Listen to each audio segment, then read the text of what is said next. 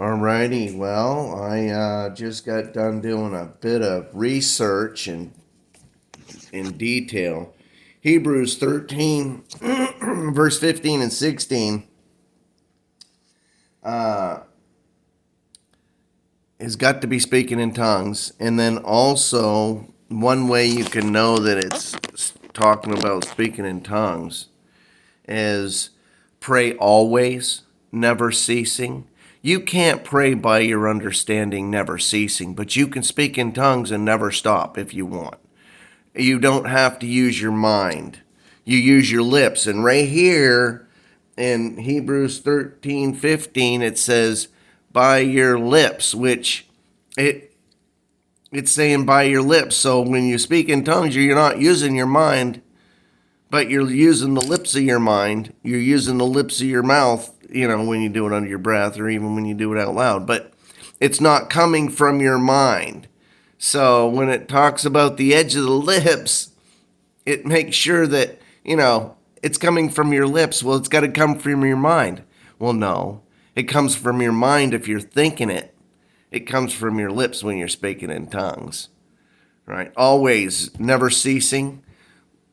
I pray always for you. Making mention of you. I make mention of you in my prayers. You make mention, okay, God, I want to pray for so and so, and then you speak in tongues. It's that simple. And your obedience to speaking in tongues because you have no idea what you're saying.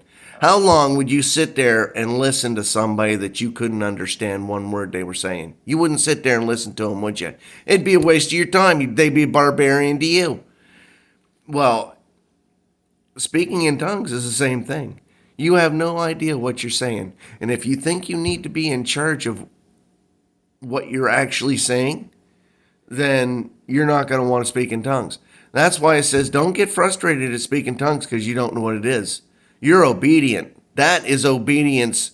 That is your Jude 20. Okay? Building up yourselves on your most holy faith. Because you wouldn't.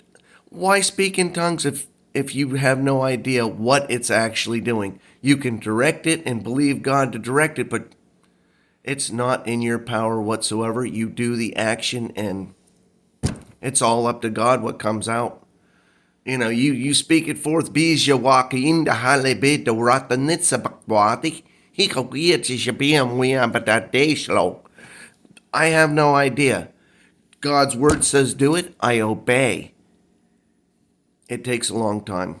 I have to admit, I didn't speak in tongues a lot throughout the years because the brain is like, it makes no sense. It's a waste of time. And you've got to fight that.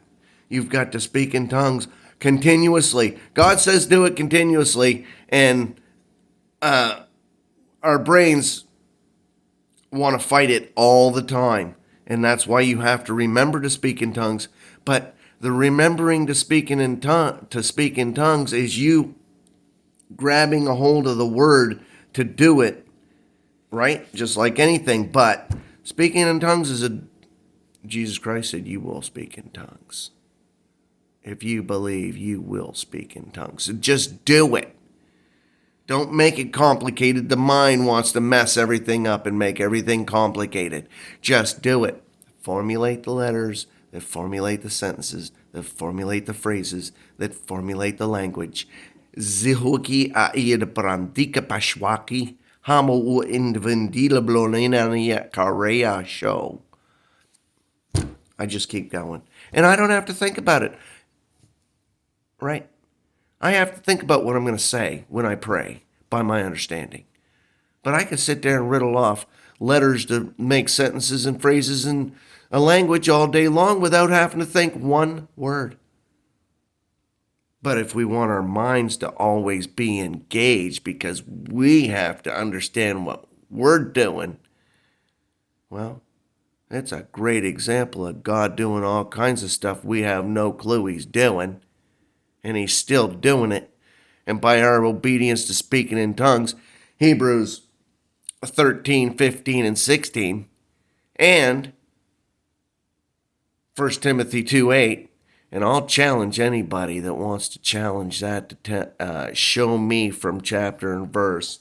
Here, you want to see that? I don't know if that's backwards or what.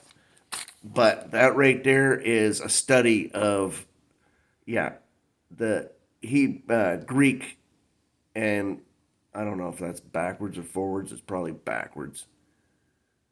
Anyway, there you go. So that one, Hebrews 13, 15, and 16. You link that up with speaking in tongues and you'll see it. And 1 Timothy 2:8, I believe also. I'm still working on the details of that, but I already did that one too. 1 Timothy 2:8. Yeah. So anyway, devout instruments of power. Speaking in tongues is a devout instrument of power coming off of your lips. A devout instrument of power that God energizes. It's total obedience. Jude 20, 1 Corinthians 12:3, Mark 16:17. All right? Love you. God bless you. Man, I'm so thankful I get to do this. Study and research it. Love God and love others.